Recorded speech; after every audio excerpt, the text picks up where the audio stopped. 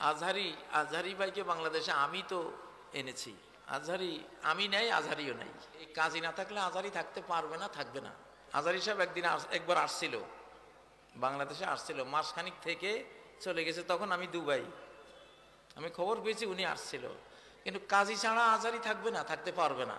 আমি আসছি 5ই নভেম্বর আজহারি ভাই আমারে ফোন দিলেন, ওস্তাদজি আপনি এসেছেন, আল্লাহ তাআলা তার নিরাপত্তার চাদরে আপনাকে ঢেকে দেন, আপনাকে আল্লাহ হেফাজতে রাখেন। সে আমার বক্তৃতা শুনতেছিল। আমি তো,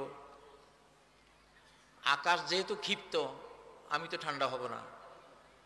আকাশের মালিক খুব রাগান্বিত এখন, তা আমি কি ঠান্ডা হব? আমি হিটের উপর থাকবো, কত বছর থাকবো সেটা উনি জানে। এটা থাকতে হবে।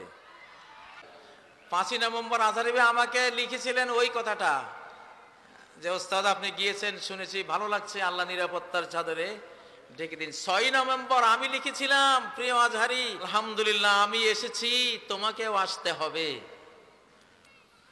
সাগরে যতই উত্তাল তরঙ্গ থাকুক, 7 সাগরের মাঝিকে তার জাহাজ ভাসাতেই হবে।